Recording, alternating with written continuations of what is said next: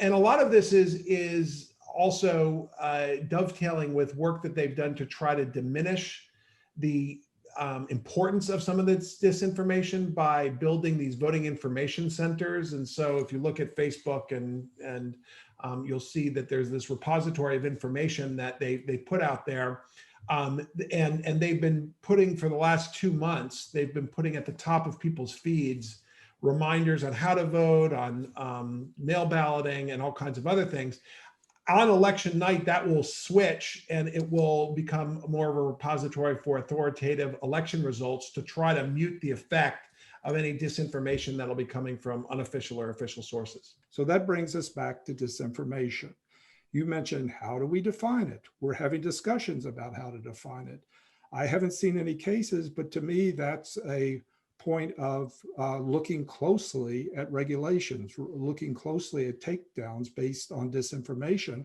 Because if people cannot predict beforehand, if we don't know what it is, there are certainly bad actors that know what they're doing, and this is one of the debates.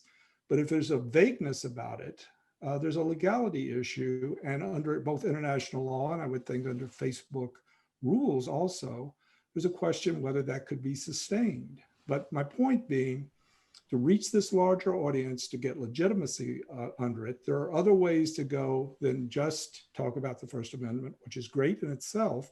But there's aspects out there that have a larger claim on people. And I believe those might be brought into the Facebook on a kind of common law basis, where we go through decisions and we say, hey, this seems to be something that is applicable here. And you end up with a really syncretic kind of law for the oversight board for Facebook, and maybe beyond that, that is really pretty responsive to the First Amendment. I certainly think they're all very positive steps. I think in having a community oversight board that looks at these troubling issues and the definitive problems of disinformation, fake news, and other problems online, I certainly think these are positive steps. I think the key question is we'll have to sort of take a wait and see attitude, because we simply don't know the sheer amount of disinformation that may flood the social media platforms. I think what a lot of us in the First Amendment community are hoping for is that all of these measures will be taken in accordance with traditional First Amendment norms as best as possible.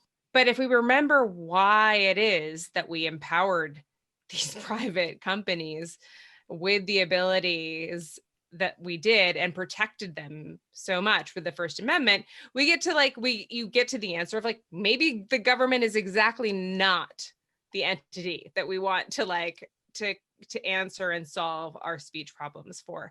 So what is it that we're really asking for? At the end of the day, I think what we're really asking for is accountability and some type of participatory feeling in the structure that is controlling our basic human rights of freedom of expression. If you can build that into the system in a retroactive way, as I kind of hope, and I faintly hope and am optimistic the oversight board, and which John is on, can maybe do, that is maybe a way forward that can align with regulation or forestall it.